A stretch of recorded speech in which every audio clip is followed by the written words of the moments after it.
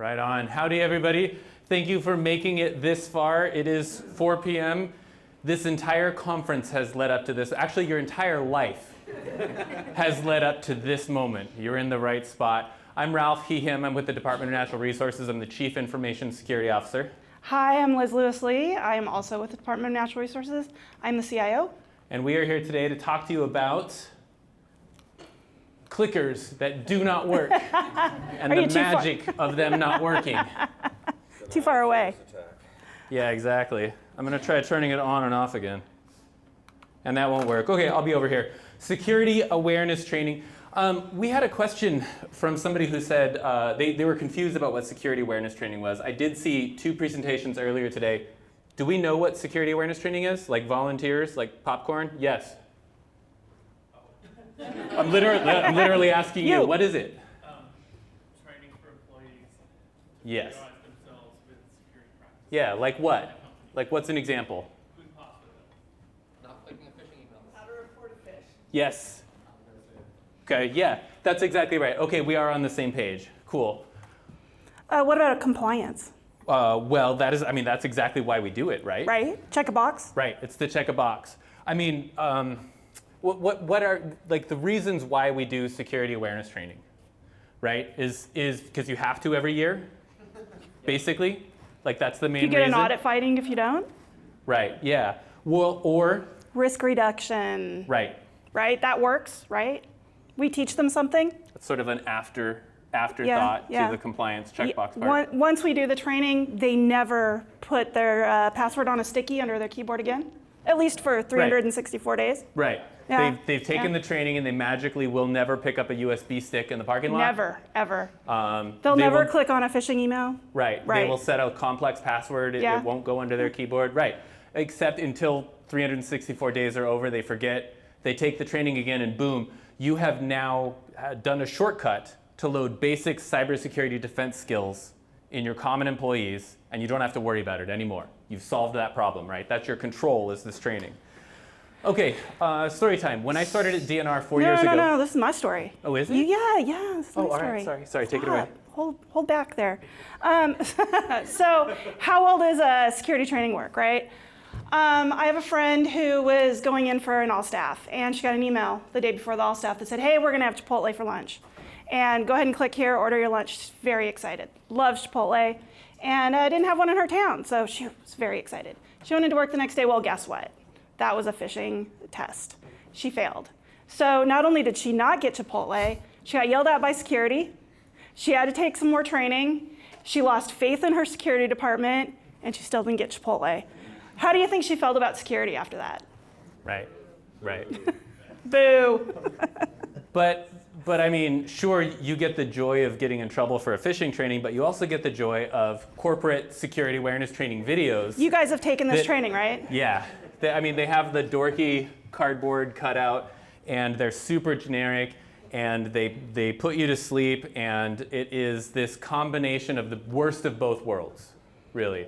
Like, I dislike this like clinical security awareness training more than almost anything else in the world. In fact, it reminds me of those 1950s posture videos, right? Like this, it's like people condescending to you without realizing it. And I think these kind of videos are hilarious in a bad way. I think bad security awareness training is worse because it undermines trust in your team.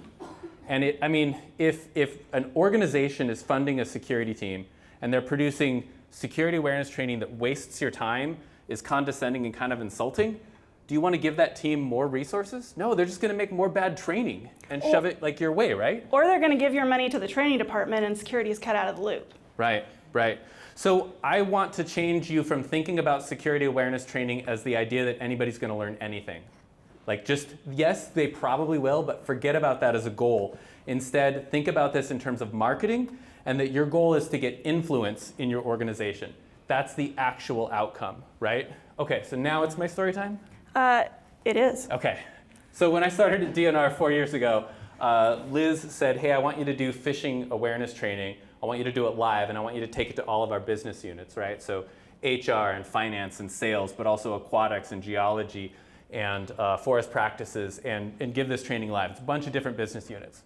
So I said, this is great, and I'm going to take a tip from the earlier security awareness training presentation, and I used emails from my actual organization, real phishing attacks that were coming into our people in my presentation. I used the actual phish portals that were being sent to my users, and I showed them screenshots of our actual Security Operations Center tools showing these phish attacks coming in. I really grounded it in the work that those people were doing, and I made it real and immediate, and the date stamps were things that had happened within the last 4 weeks. So it was like fresh stuff. And as I had goals going into that, right? I wanted people to know that we had a new security team. It was one person. And that I was hoping maybe they would like me as a person, and maybe they might respect the work that we're doing and the stuff we're trying to get done. I did not have a goal that they were going to pass a test that would check a box. I was completely disinterested in that. What I ended up coming away with was people reporting phishing emails and 2 more employees. That is huge, especially in government work, right? Where we finally got a security person, and then boom, we got 2 more. So we can tell you all the things you're not supposed to do, but what should you do? How do you get started? What do you do? So there's the content, there's specific ideas. We're going to talk about all of that. So what do you do? Put time on your calendar. If you're going to do security training, do it right. Take some time. It might take you a month. It may take you 2 months. It might take you 3 months. Don't use some pre-bought security training. Don't base it on somebody else's. Take a look at your environment, your culture. What tickets are you seeing? What issues are you seeing? How does it work for your employees? Don't use ChatGPT because everybody knows what that looks like now. Use yourself and take some time to create the training.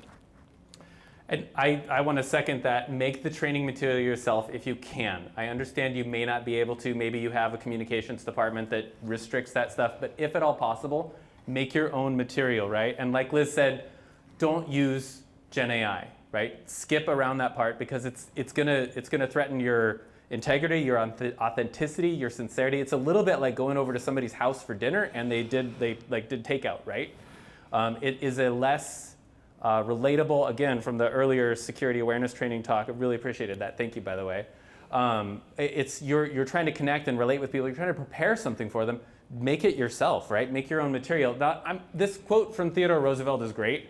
I'm not saying you have to suffer when you make your own material. You don't have to bleed to make this material, but you should be prepared to go to great lengths if you're trying to make something really great and really nice and extend that hospitality to your coworkers.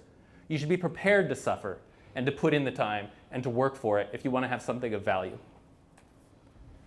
Yeah, give the training in person. So 18 years ago or so, I was at an agency that had about 400 people, and we had an audit finding because we were not giving security training on hire and annually, which is a state requirement. So I was the only person in the IT department that could write, since I have a history degree.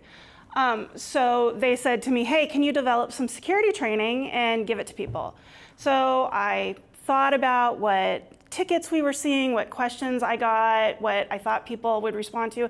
I thought about what they might be doing at home and how I could affect the habits they were doing at home and bringing those into work. And I put together an hour training, and I gave it for 400 people. I probably gave it 12 or 15 times. It was exhausting, but I got really good engagement, which shocked me because I did not think anybody was going to be able to stay awake for an hour of security training.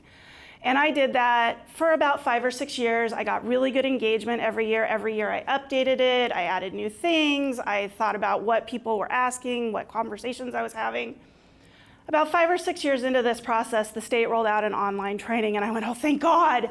I get 100 hours of my life back every year. So I told everybody, sign up for the online training and take that. I got 300 requests to go back to doing it in person the next year. So connecting with folks, doing it live, giving them that opportunity was really important to those people. Lastly, be yourself. I get that not everybody's an extrovert who wants to get up there and present live in front of other people. So if you're shy, bring your shyness to your training material. Put yourself in the work. If you like sports, put your sports team stuff in your training material. If you like cats, put pictures of your cat in there. You are a human being, so are your coworkers. It should be reflected in your training material. I would really like the next slide to be my dogs. There's not a chance in hell. I'm a cat person. Dang All right. The content. What's going on in your environment? What's your culture? What tickets are you seeing? What questions do you get? Tailor your content to your coworkers, to the things that you're seeing.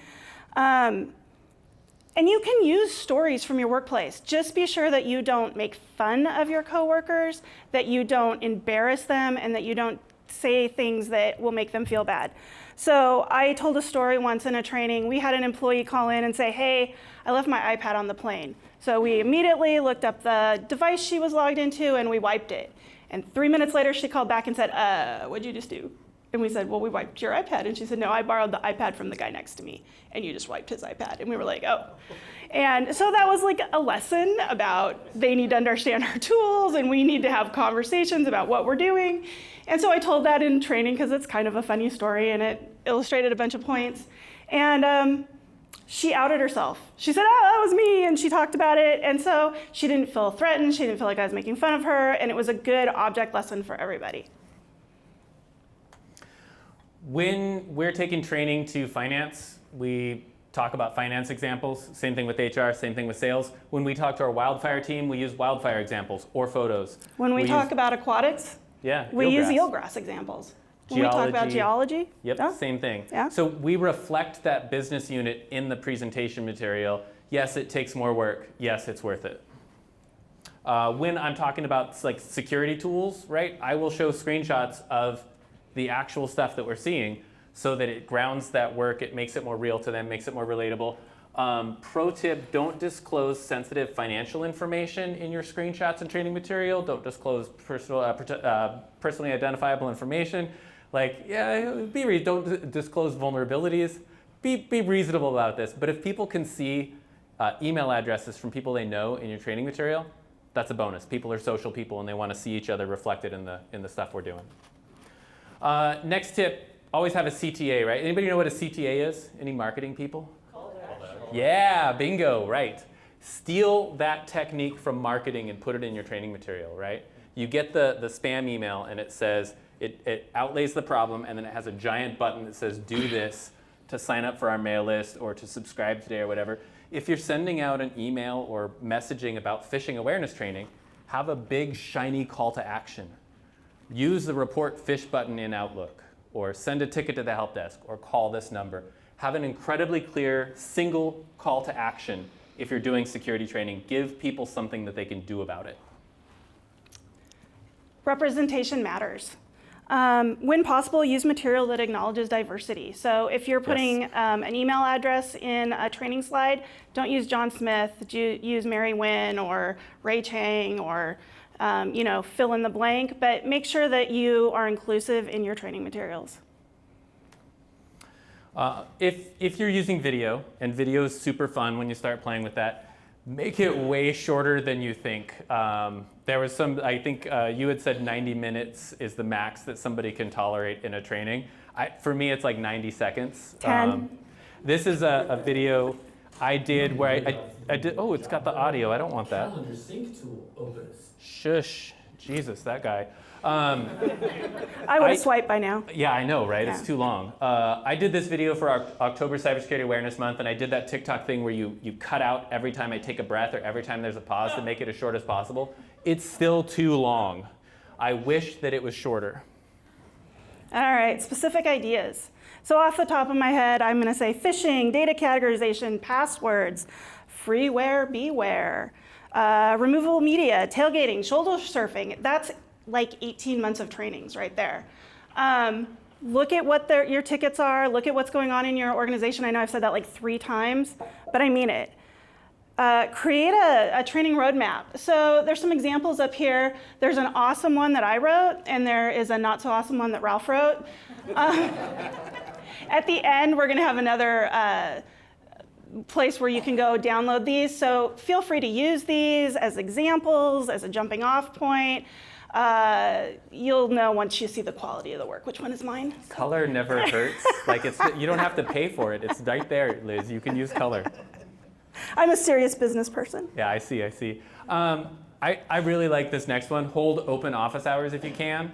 We did a password change in this past year where we doubled the length of the password that was required for folks.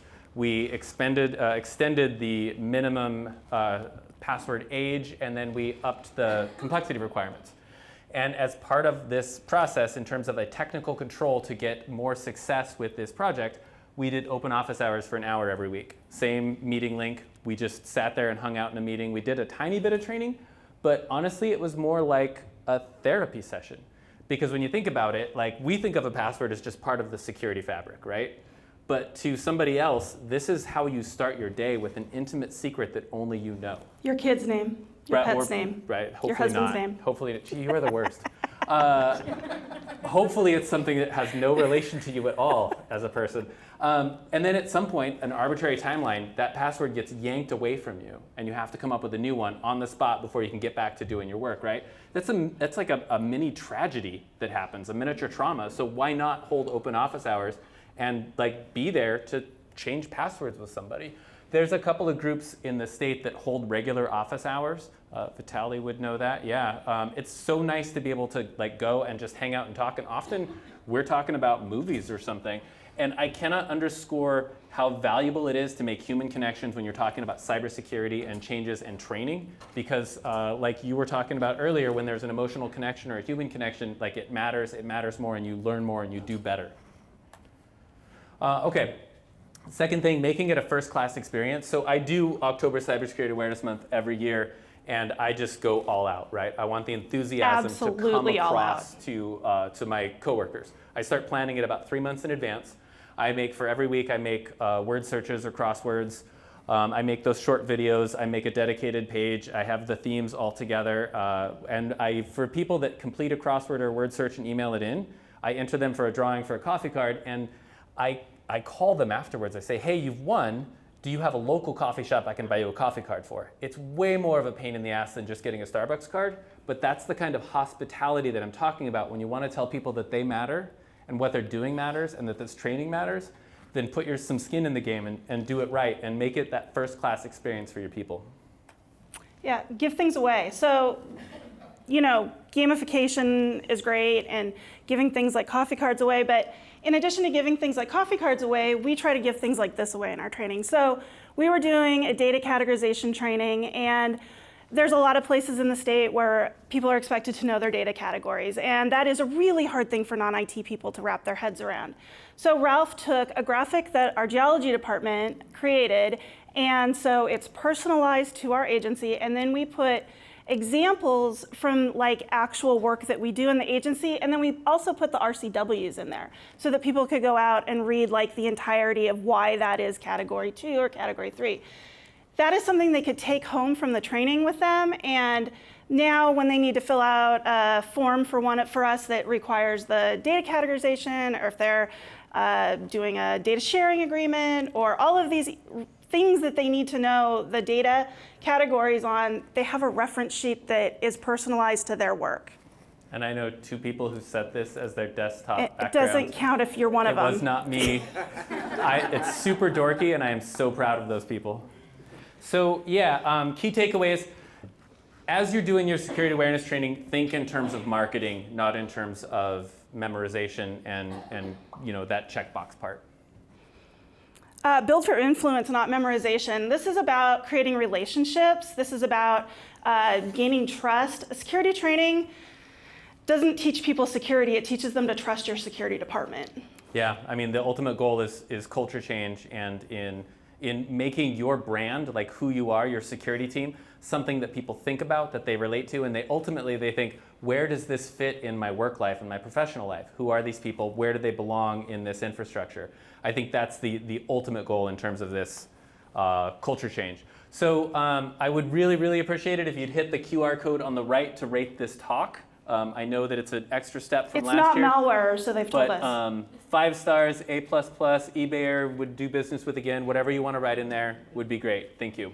And then the other side, it has the slides, it has the handouts, and it has our LinkedIn It profiles. has my really good template and Liz's kind of crappy His template. so-so template and my Yeah. awesome template. Yeah. And I think we have time for questions? Yes. So Let me give you this. Two comments and a question. First of all, great shirt. Fits in with what you do for a living in the agency you serve. My partner made this, clothing designer. Excellent. Yeah. The comment is you mentioned about scolding by the security department. You don't shame the victim. I've been in a position where I could have, and in fact the victim in this case was very surprised I didn't. We used it as a motivation to get us serially trained. When you had the CEO laughing in the back room because fake mics on the screen and real mics in the back room laughing, that's a good thing. The question is, you have one big advantage. You are state of Washington employees, you're probably based in Olympia. The furthest you have to drive to reach any of your other employees, unless some of them are in the other Washington doing God knows what, is probably 300 miles. What if in person is not practical because we're talking 80 different countries?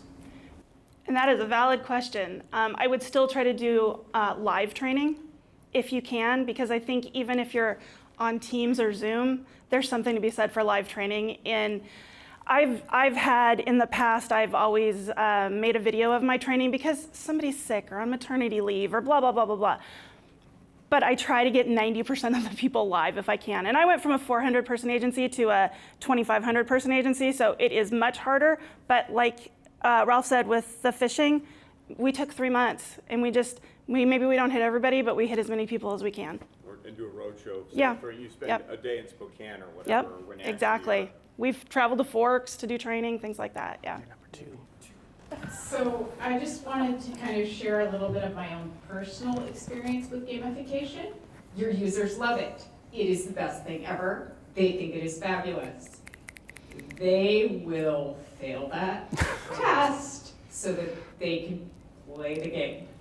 So if you're gonna do gamification, just keep that in mind when you're planning out what you're going to do. I love the idea of a test at like intentional failing as a reward. That's great. All right, Dave, you're up. Thank you. Quick response to the 80 different countries. If you're working at a company that large, you have product people and marketing people who are experts in localization. Meet them, have them help you. I have a response to that. And you've got 20 seconds because there were 2 hands back there. So the response is, if you're that large of a company, you probably have security officers in a bunch of those areas and you have them give the training, in person if possible, and in language. Love that you guys brought up office hours.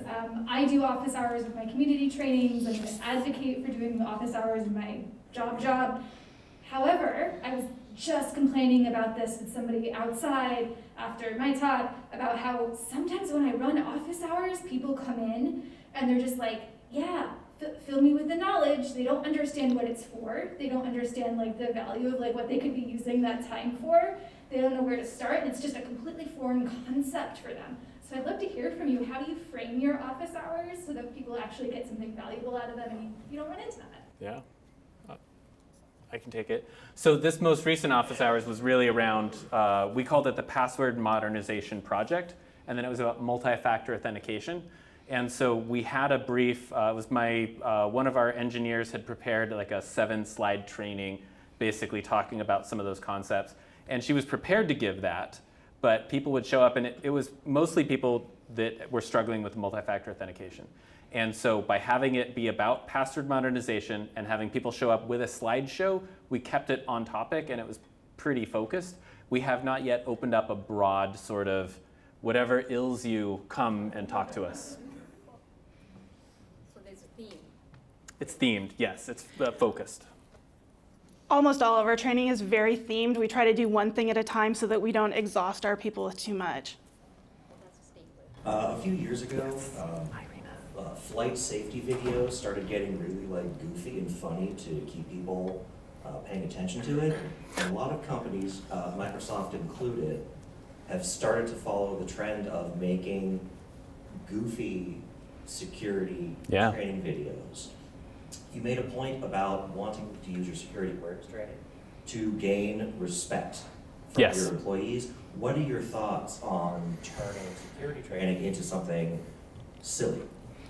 I have thoughts about that. So, so there is an online training that all our employees actually have to take, and we don't have a choice about that. And it's got vampires and Frankensteins. I don't know. It's cute. I don't think they retain anything from it. The trainings that we give, well, we like to use humor when we talk about things.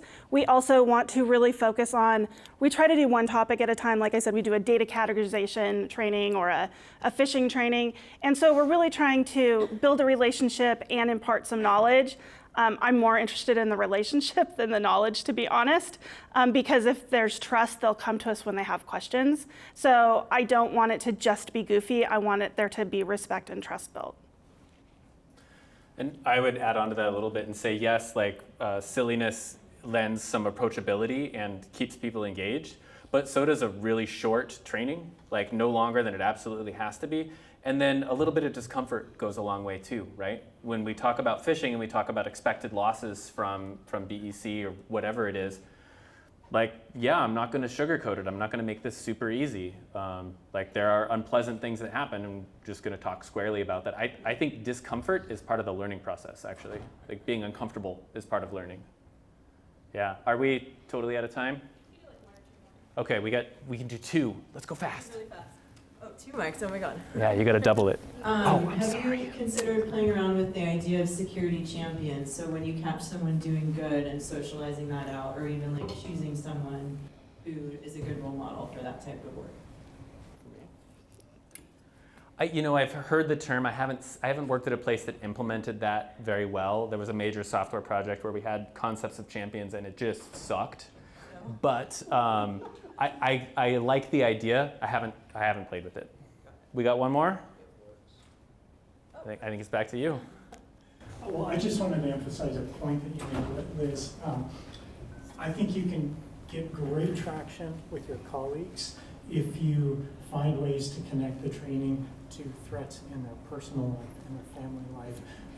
That is an incredible way to get people engaged. If they feel like you're helping them in their personal life, then they're much more likely to be engaged in helping the business as well. If they have good security habits at home, they'll bring them to work. Yeah. Thank you, everybody. Thank you so much. Thank you.